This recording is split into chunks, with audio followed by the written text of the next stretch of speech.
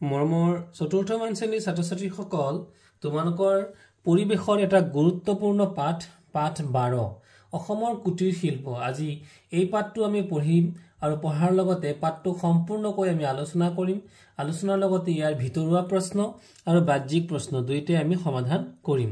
গতিকে ছাত্ৰ-ছাত্ৰীসকল ভিতৰুৱা প্ৰশ্নটো এই কাৰণেই গুৰুত্বপূৰ্ণ যে তোমালোকে গুণোৎসৱৰ দৃষ্টিত যদি আমি চাবলৈ যাওঁ তেতিয়াহ'লে ভিতৰুৱা প্ৰশ্ন কিন্তু আমি যদি কৰি নলওঁ আৰু আমাৰ জ্ঞান সম্প্ৰসাৰণৰ ক্ষেত্ৰত আমাৰ ভিতৰুৱা প্ৰশ্নবোৰ খুবেই দৰকাৰী। গতিকে আহাচোন আমি পাঠটো আজি পঢ়ো আৰু পাঠটো পঢ়াৰ আগতে যদি তোমালোকে নতুনকৈ মোৰ চেনেলটোত আহিছা তেতিয়াহ'লে ভিডিঅ'টো ছাবস্ক্ৰাইব কৰি দিবা আৰু ভিডিঅ'টো ভাল লাগিলে এটা লাইক কৰি দিবা, বন্ধুবৰ্গৰ মাজত শ্বেয়াৰ কৰি দিবা আৰু নটিফিকেশ্যন বেলটো অল কৰি দিবা যাতে সকলোবোৰ ভিডিঅ' তোমালোকে পাবলৈ সক্ষম হোৱা।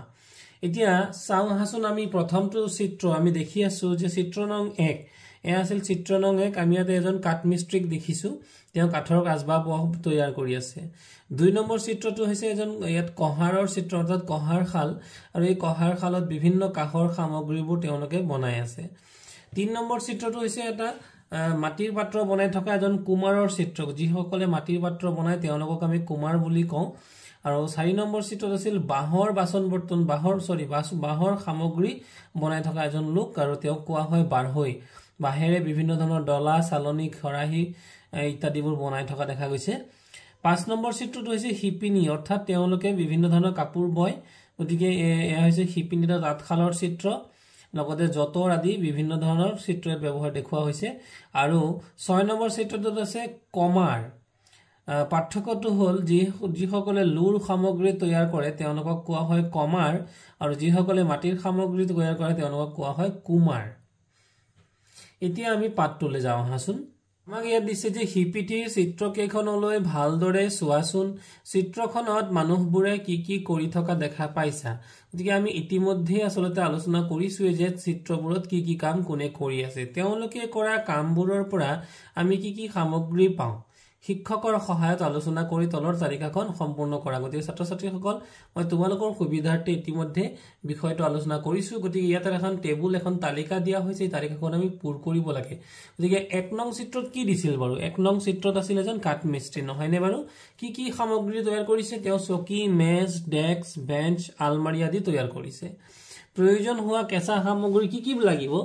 যে এইবোৰ বনাবৰ কাৰণে লো অৰ্থাৎ গজাল লাগিব, কাঠ লাগিব, তাৰপিছত বিভিন্ন ধৰণৰ এয়া হৈছে কেঁচা সামগ্ৰী। আৰু কি কি সঁজুলি লাগিব? কৰত লাগিব, বটালি লাগিব, হাতুৰি লাগিব, গজাল লাগিব, ৰান্দা লাগিব ইত্যাদিবোৰ।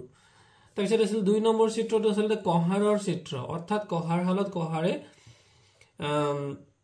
বিভিন্ন ধৰণৰ সামগ্ৰী যেনে কাঁহী, বাতি, টৌ, গিলাচ, শৰাই, কলহ আদিবোৰ বনাই আছে। আৰু এইবোৰ বনাবৰ কাৰণে কেঁচা সামগ্ৰী লাগিব তাম, ৰাং, লো আৰু কয়লা। গতিকে তাম আৰু ৰাং মিহলাই পেলাই আচলতে কাঁহ তৈয়াৰ কৰা হয় বা কাঁহ বনোৱা হয়। গতিকে তাম আৰু ৰাং লাগিব কেঁচা সামগ্ৰী হিচাপে। তাৰপিছত কি কি সামগ্ৰীৰ প্ৰয়োজন আছে? হাতুৰি লাগিব, চেপেনা লাগিব, এইখিনি বস্তু লাগিব। তাৰপিছত 3 নম্বৰ চিত্ৰত আছিল কুমাৰ, অৰ্থাৎ কুমাৰে মাটিৰ বাচন বৰ্তন তৈয়াৰ কৰে, নহয়নে বাৰু? গতিকে ইয়াতে চোৱা তেওঁ কি বনায়? টেকেলি বনায়, কলহ বনায়, ধূনামলা বনায়, পাতিল বনায়, চৰু বনায়, চাকি বনায়, লোটা বনায়। কিহেৰে বনায়? মাটিৰে বনায়। আৰু কি সঁজুলি ব্যৱহাৰ কৰিছে? আচলতে ইয়াতে এইটো সঁজুলি মানে মাটি ঘূৰাই পেলাই এটা এইটোক আচলতে একজেক্ট নামটো তোমালোকে একজেক্ট ইয়াক কি বুলি কয় তোমালোকে এই বস্তুটো অকণমান চাই পেলাই আমি বা ইয়াৰ পৰৱৰ্তী হেৰিত মই জনাই দিম। তাৰপিছত আছিল বাঢ়ৈ। বাঢ়ৈয়ে কি কৰে? বাঢ়ৈ হৈছে যিজনে বাঁহৰ সামগ্ৰী বাঁহেৰে বিভিন্ন বস্তু তৈয়াৰ কৰে, যেনে চালনী, ডলা, খৰাহী, বিচনী, ঢাৰিও কিন্তু বাঁহেৰে বনোৱা হয়। তাৰপিছত আৰু কি বনোৱা হয়? বিভিন্ন ধৰণৰ মাছ মৰা সঁজুলি যেনে পল, চেপা এইবিলাক কিন্তু বাঁহেৰে তৈয়াৰ কৰা হয়। গতিকে এইবিলাক বনাবৰ কাৰণে লাগিব বাঁহ আৰু কেঁচা সামগ্ৰী লাগিব বাঁহ আৰু বেত। তাৰপিছত ইয়াত আছিল দা, কটাৰী আৰু ইয়াতে কি লাগিব? কৰত। এইবোৰ সামগ্ৰী হলে মানে কামখিনি কৰিব পৰা যাব। গতিকে এইখিনি সঁজুলি ব্যৱহাৰ কৰিছে। তাৰপিছত শিপিনী। গতিকে শিপিনীয়ে কি কি সামগ্ৰী তৈয়াৰ কৰিছে? শিপিনী কি কৰিব? শিপিনীয়ে গামোচা তৈয়াৰ কৰিব। আৰু কি তৈয়াৰ কৰিব? গামোচা, তাৰপিছতে চাদৰ, মেখেলা, ইত্যাদিবোৰ তৈয়াৰ কৰিব তাৰ পিছতে কি কি বস্তু কি কি কেঁচা সামগ্ৰী লাগিব সূতা অৰ্থাৎ কপাহ লাগিব পাট লাগিব এৰি মুগা এইবোৰ লাগিব আৰু কি কি সজুলি গতিকে তাঁতশাল ব্যৱহাৰ কৰিছে যঁতৰ ব্যৱহাৰ কৰিছে তাৰ পিছত আছিল কমাৰ একেবাৰে শেষত লুৰ সামগ্ৰী তৈয়াৰ কি কি সামগ্ৰী তৈয়াৰ কৰিছে তেওঁ দা কৰিছে কুঠাৰ তাৰপিছতে কুদাল এইবিলাক বিভিন্ন ধৰণৰ লুৰ সামগ্ৰীবোৰ কি কি কেঁচা মাল কি লাগিব লু লাগিব আৰু কয়লা লাগিব আৰু ইয়াতে বনাবৰ কাৰণে কি কি হাতিয়াৰ কি কি লাগিব হাতুৰি লাগিব হাতুৰি চেপেনা লাগিব ভাতি য'ত জুইশালটো হয় যাক ভাতি বোলে ভাতি লাগিব ইত্যাদিবোৰ তাৰপিছত এইটো কয়লা লাগিব কয়লা আচলতে কেঁচা সামগ্ৰী এইখিনি তোমালোকে দেখা শিপিনীৰ ছবিকেইখনত কাঠমিস্ত্ৰী কহাৰ কমাৰ শিপিনী আদি লোকসকলে আমাৰ বিভিন্ন কামত অহা কিছুমান সামগ্ৰী উৎপাদন কৰিছে উৎপাদন কাৰ্যত কিছুমান স্থানীয়ভাৱে পোৱা সামগ্ৰী যেনে কাঠ বাঁহ বেত পাট মুগা কাঠ পিতল আদি ব্যৱহাৰ কৰিছে এনে সামগ্ৰীসমূহ উৎপাদন কৰোঁতে যন্ত্ৰপাতিও কমকৈ ব্যৱহাৰ হয় তদুপৰি কম সংখ্যক মানুহৰ দ্বাৰা প্ৰধানকৈ শাৰীৰিক শ্ৰমৰ জৰিয়তে এইবোৰ উৎপাদন কৰিছে এনে অৱস্থাত টকা পইচা বা মূলধন কমকৈ লাগে অৰ্থাৎ বিভিন্ন ধৰণৰ এটা ডাঙৰ ডাঙৰ উদ্যোগবোৰ চলাওঁতে যিমান বৃহৎ পৰিমাণৰ মূলধন শ্ৰমিক ইত্যাদিবোৰ প্ৰয়োজন হয় মূলধনৰ প্ৰয়োজন হয় কিন্তু এনেকুৱা সৰু সৰু ক্ষুদ্ৰ আঁচনিবোৰত কোনো ধৰণৰ বা ক্ষুদ্ৰ যি উদ্যোগবোৰত কোনো মানুহৰ পৰিমাণ কম লাগে আৰু ইয়াতে যথেষ্ট মূলধনৰ প্ৰয়োজন নাই এনেবোৰ কাৰ্যৰ দ্বাৰা মানুহৰ দৈনন্দিন জীৱনত প্ৰয়োজন হোৱা কিছুমান সামগ্ৰী প্ৰস্তুত কৰা হয় এনেদৰে যি উদ্যোগত কম মূলধন কম শ্ৰমিক কম যন্ত্ৰপাতি ব্যৱহাৰ কৰি প্ৰস্তুত কৰা হয় তাকে কুটিৰ শিল্প বোলে গতিকে পৰীক্ষাত তোমালোকৰ প্ৰশ্ন আহিব কুটিৰ শিল্প কাক বোলে কথাটো লিখিবা এনেধৰণৰ কুটিৰ শিল্পৰ জৰিয়তে অসমত বিভিন্ন ক্ষুদ্ৰ উদ্যোগ গঢ় লৈ উঠিছে তাৰ ভিতৰত উল্লেখযোগ্য হ'ল আচাৰীকান্দিৰ টেৰাকোটা গতিকে এইটো মনত ৰাখিবা দাগ ধুনীয়াকৈ মই দাগ মাৰি দিছোঁ আচাৰীকান্দিৰ টেৰাকোটা হাজোৰ পিতলৰ উদ্যোগ সৰ্থেবাৰীৰ কাঁহ শিল্প মাজুলীৰ মুখা শিল্প শুৱালকুছিৰ পাট মুগা ইত্যাদি অসম বাঁহ বেত পাট মুগা কাঁহ পিতল আৰু মৃৎশিল্পৰ বাবে বিখ্যাত আমাৰ পৰিৱেশৰ পৰা সংগ্ৰহ কৰা কেঁচা সামগ্ৰীৰ সহায়ত বিভিন্ন বস্তু বা সামগ্ৰী প্ৰস্তুত কৰা হয় এই বস্তু বা সামগ্ৰীবোৰ আমাৰ বিভিন্ন কামত ব্যৱহাৰ হয় ইয়াৰ চোৱাচোন কি কি বস্তু এইটো হৈছে ইয়াৰ নাম কি পল এইটোৰ নাম হৈছে কি পাচি তাৰপিছত এইটো ডলা এইটো কি মুঢ়া এইটো কি হ'ব চেপা মাছ মৰা সঁজুলি আৰু এইটো মাছ ৰখা সঁজুলি ইয়াক ক'ব খালৈ আকৌ জাকৈ আছে গতিকে জাকৈটো চিত্ৰত দিয়া নাই জাকৈও বাঁহেৰে তৈয়াৰ কৰা হয় গতিকে ওপৰৰ চিত্ৰত ছবিত কি কি দেখিছা নামবোৰ কোৱা নামবোৰ আমি ইতিমধ্যে লিখিছো বাঁহ বেতেৰে প্ৰস্তুত কৰা কিছুমান সঁজুলিৰ নাম লেখা সেইবোৰৰ কামৰ বিষয়ে বৰ্ণনা কৰা গতিকে জাকৈ হ'ব খৰাহী হ'ব যেটো খৰাহীটো ইয়াত দিয়া নাই কাঁহ পিতল তৈয়াৰ কৰিবলৈ প্ৰয়োজনীয় কেঁচা সামগ্ৰীবোৰ ভাটিৰ জুইত গলাই হাতেৰে চুব পৰাকৈ ঠাণ্ডা কৰি লোৱা হয় হাতুৰিৰে কুবাই প্ৰয়োজন অনুসৰি মাজে মাজে জুইৰ তাপ দি বিভিন্ন আকৃতিৰ বাচন বৰ্তন তৈয়াৰ কৰা হয় কাঁহ পিতলৰ সামগ্ৰীৰ ভিতৰত কাঁহী বাটি টৌ গিলাচ কলহ শৰাই বটা হেতা চামুচ আৰু ধুনীয়া ফুলদানি প্ৰধান এই সামগ্ৰীবোৰ কিছু সংখ্যক লোকে ব্যৱসায়িক ভিত্তিত তৈয়াৰ কৰে এইদৰে অসমৰ কিছুমান ঠাইত কাঁহ পিতলৰ শিল্প কেন্দ্ৰ গঢ়ি উঠিছে এই শিল্প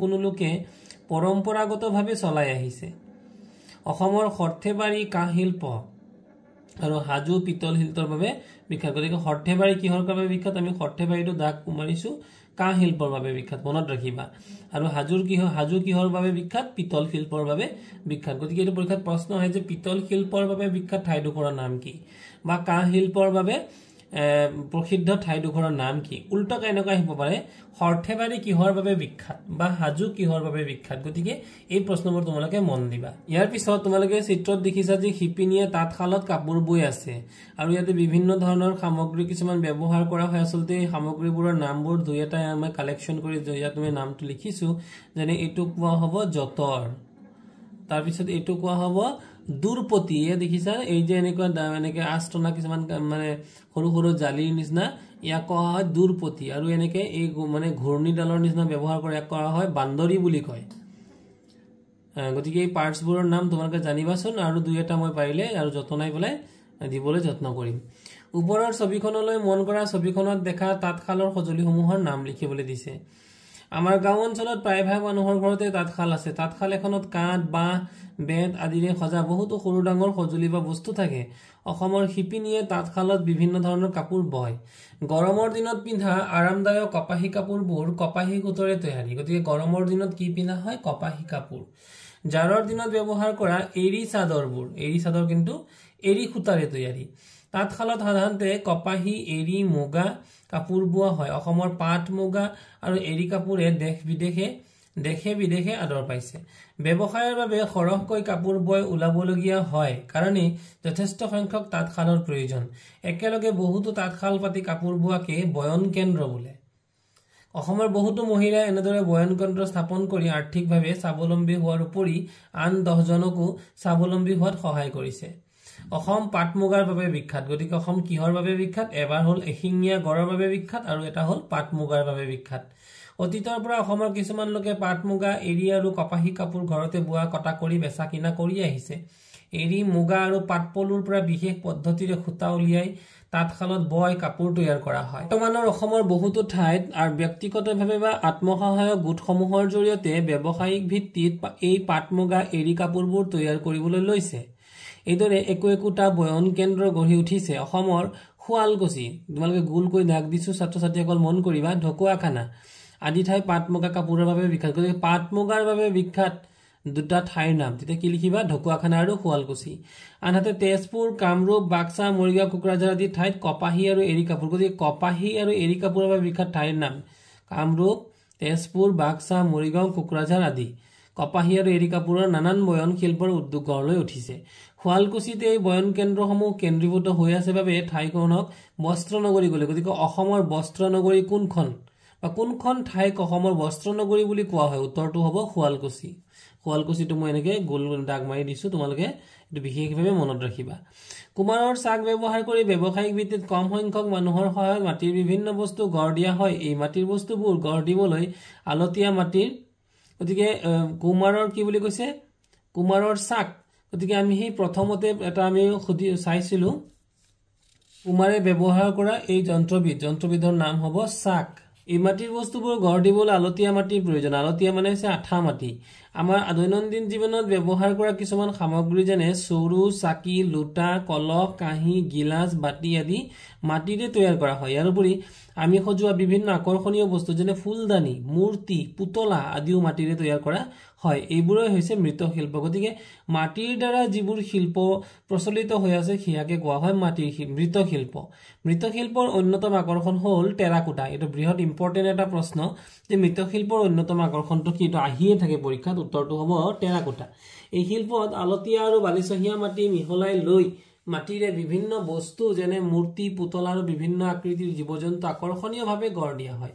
পিছতে এই মাটিৰ বস্তুবোৰ ৰ'দত শুকুৱাই ভাটিৰ জুইত পুৰি তৈয়াৰ কৰা হয়। এইদৰে কোনো ঠাইত একোটা বৃহৎ মৃৎশিল্প কেন্দ্ৰ গঢ় লৈ উঠিছে। অসমৰ আচাৰীকান্দি, নামটো মনত ৰাখিবা, আচাৰীকান্দি, হাজো, মাজুলী, কৰিমগঞ্জ আদি মৃৎশিল্পৰ বাবে বিখ্যাত। গতিকে মৃৎশিল্পৰ বাবে বিখ্যাত অসমৰ 3খন ঠাইৰ নাম লিখা বা 4খন ঠাইৰ নাম লিখা। তেতিয়া কি লিখিবা? আচাৰীকান্দি, হাজো, মাজুলী, কৰিমগঞ্জ মৃৎশিল্প আদি। এইবাৰ তাৰ পিছত তোমালোকে চোৱা যে অসমৰ নলবাৰী জিলা বাঁহ বেতৰ বিভিন্ন বস্তু আৰু জাপিৰ বাবে জনাজাত। গতিকে নলবাৰী জিলা কিয় বিখ্যাত? উত্তৰটো হ'ব বাঁহ বেতৰ বিভিন্ন বস্তু আৰু জাপিৰ বাবে। কাছাৰ জিলা কিয় বিখ্যাত? কাছাৰ জিলা বিখ্যাত পাটি আৰু বেতৰ বস্তু উৎপাদনৰ বাবে। গতিকে মৰমৰ ছাত্ৰ ছাত্ৰীসকল, ইয়াতে দেখুওৱা হৈছে এই এটা চিত্ৰ, তোমালোকে মনত ৰাখিবা, ধুনীয়াকৈ দাগ মাৰি দিয়া হৈছে যে বেত শিল্প ক'ত আছে? শিলচৰ বা কাছাৰত। বাঁহ বেত শিল্প ক'ত আছে? নলবাৰীত। পিতল শিল্প হাজো। মৃৎশিল্প ক'ত পোৱা? মৃৎশিল্পৰ বাবে বিখ্যাত হৈছে আচাৰীকান্দি হৈছে ধুবুৰী এটা ঠাই আচাৰীকান্দি। মৃৎশিল্পৰ বাবে বিখ্যাত আন এটি ঠাই হৈছে পাট শিল্প। মৃৎশিল্প আৰু পাট শিল্পৰ বাবে বিখ্যাত হৈছে কৰিমগঞ্জ। বয়ন শিল্পৰ বাবে বিখ্যাত হৈছে পাট মুগা অৰ্থাৎ ঢকুৱাখানা। বয়ন শিল্প অৰ্থাৎ পাট মুগাৰ বাবে বিখ্যাত ঠাই আৰু দুখন ঠাই হৈছে শুৱালকুছি। কাঁহ শিল্পৰ বাবে বিখ্যাত ঠাইডোখৰ হৈছে সৰ্থেবাৰী। মুখা শিল্প, মৃৎশিল্পৰ বাবে বিখ্যাত ঠাইডোখৰ হৈছে মাজুলী। মৰমৰ ছাত্ৰ ছাত্ৰীসকল, আমি জানো অহাচোন মুখা শিল্প কাক কয়। গতিকে মুখা শিল্প তোমালোকে কাষতে ছবিটো দেখিছাই, বিভিন্ন ধৰণৰ ইয়াতে ৰাক্ষসৰ ছবি দেখুওৱা হৈছে, ভগৱন্ত হনুমানৰ ইয়াতে মুখা বনোৱা হৈছে গতিকে কেনেকৈনো ইয়াক বনোৱা হয় আমি তাকে জানো আহা মুখা সাজিবলৈ বাঁহ কি কি লাগিব বাঁহ খেৰ গোবৰ আলতীয়া মাটি কপাহী কাপোৰ ৰং আদি থলুৱা সামগ্ৰীৰ প্ৰয়োজন হয় গতিকে মুখা সাজিবলৈ কি মানে কেঁচা সামগ্ৰীৰ প্ৰয়োজন তেতিয়া হ'ব বাঁহ খেৰ গোবৰ আলতীয়া মাটি কপাহী কাপোৰ ৰং আদি বাঁহৰ টঙালি মানে বহুতে টঙাল বুলি কয় টঙালিৰে জকাটো সাজি লোৱা হয় তাত খেৰ কপাহী কাপোৰ বোকা মাটি গোবৰ মাটি আদি ব্যৱহাৰ কৰি নিৰ্দিষ্ট ৰূপ দিয়া হয় হেহত ৰং খানি মুখাসমূহ সম্পূৰ্ণ কৰি লোৱা হয় এই মুখাসমূহ সাধাৰণতে ভাওনা তাৰপিছত ক'ত ব্যৱহাৰ হয় ৰাস আৰু নাটকত চৰিত্ৰৰ লগত সংগতি ৰাখি তৈয়াৰ কৰা হয় অসমৰ মাজুলী মুখা শিল্পৰ বাবে জনাজাত গতিকে প্ৰশ্ন আহিব অসমৰ মুখা শিল্পৰ বাবে বিখ্যাত ঠাইডোখৰৰ নাম কি উত্তৰ হ'ব মাজুলী অসমৰ প্ৰায় ৩খন জিলাতে নানা ধৰণৰ কুটিৰ শিল্প আছে মানুহে নিজৰ প্ৰয়োজনীয় সামগ্ৰীসমূহ এই কুটিৰ শিল্পবোৰত উৎপাদন কৰি লয় অসমৰ মানুহ প্ৰধানতঃ কৃষিজীৱী যদিও কিছু সংখ্যক মানুহ এনে ধৰণৰ কুটিৰ শিল্প স্থাপন কৰি বা তেনে শিল্পত নানা কামত নিয়োজিত হৈ জীৱিকা নিৰ্বাহ কৰি আছে এই কুটিৰ শিল্পসমূহে হেহে দেশৰ আৰ্থিক উন্নয়নতো সহায় কৰে তদুপৰি এই শিল্প উদ্যোগসমূহত তৈয়াৰী সামগ্ৰীসমূহে অসমৰ কলা সংস্কৃতি জীয়াই ৰখাৰ উপৰি বিভিন্ন ৰাজ্য বা দেশৰ লগত সাংস্কৃতিক বিনিময়তো সহায় কৰে ছাত্ৰীসকল এইবাৰ আমি প্ৰশ্নবোৰ আলোচনা কৰোঁ যে কাহেৰে তৈয়াৰী দুবিধ সামগ্ৰীৰ নাম আমাক লিখিবলৈ দিছে আমি লিখিম যে কাহেৰে তৈয়াৰী দুবিধ সামগ্ৰীৰ নাম হ'ল শৰাই আৰু কাঁহী বাঁহেৰে তৈয়াৰী দুবিধ সামগ্ৰীৰ নাম উত্তৰটো লিখিম বাঁহেৰে তৈয়াৰী দুবিধ সামগ্ৰীৰ নাম হ'ল ডলা চালনী অসমৰ 4টা কুটিৰ শিল্পৰ নাম হ'ল মৃৎশিল্প মুখা শিল্প তাঁত শিল্প আৰু বয়ন শিল্প তাৰপিছত প্ৰশ্নটো আছিল 3বিধ স্থানীয়ভাৱে পোৱা কেঁচা সামগ্ৰীৰ নাম গতিকে স্থানীয়ভাৱে পোৱা কেঁচা সামগ্ৰী হ'ব বাঁহ বেত এৰি পলু আৰু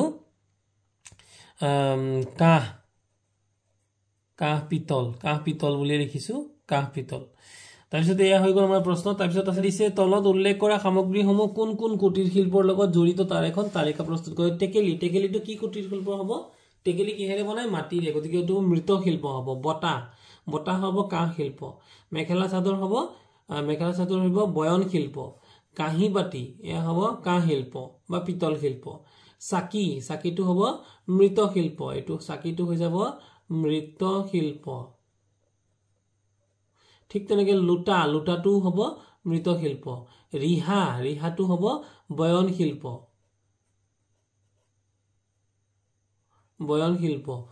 গামোচাটো হ'ব বয়ন শিল্প শৰাইটো হ'ব কাঁহ শিল্প বা পিতল হ'ব কাঁহ শিল্প বুলি লিখিলেও হ'ব বা পিতল শিল্প তাৰপিছত আছে চেলেং চাদৰ এইটো বয়ন শিল্প হ'ব এইটো বয়ন শিল্প বানবাতি হ'ব কাঁহ শিল্প ইয়াত তোমালোকে লিখিবা কাঁহ শিল্প বুলি ঘটিটো কাঁহ শিল্প বা পিতল শিল্প দুইটাই হ'ব মুখাটো হ'ব মৃৎশিল্প মুখা শিল্প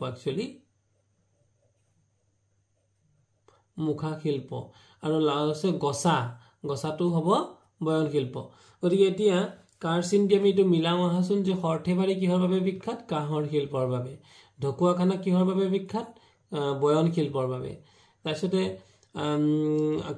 কাছাৰ জিলা কিহৰ বাবে বিখ্যাত কাছাৰ জিলা হৈছে বেতৰ শিল্পৰ বাবে বিখ্যাত তাৰপিছত আছিল আচাৰিকান্দি কিয় বিখ্যাত মৃৎশিল্পৰ বাবে বিখ্যাত হাজো কিহৰ বাবে বিখ্যাত হাজো হৈছে পিতল শিল্পৰ বাবে গতিকে আমি এনেকৈ আস্থানি দেখুৱাইছো হাজো হৈছে পিতল শিল্পৰ বাবে বিখ্যাত আৰু শুৱালকুছি কিহৰ বাবে বিখ্যাত বয়ন শিল্পৰ বাবে বিখ্যাত গতিকে এইখিনি আছিল প্ৰশ্ন উত্তৰসমূহ গতিকে মৰমৰ ছাত্ৰ ছাত্ৰীসকল এইটো এটা খুব গুৰুত্বপূৰ্ণ পাঠ গতিকে এই পাঠটো তোমালোকে ভালকৈ পঢ়িবলৈ যত্ন কৰিবা আৰু প্ৰশ্ন উত্তৰবোৰ মই দিয়া ধৰণে সোনকালে মুখস্থ কৰি পেলাবা আৰু ভিডিঅ'টো ভাল লাগিলে শ্বেয়াৰ আৰু লাইক কৰি দিবা থেংক ইউ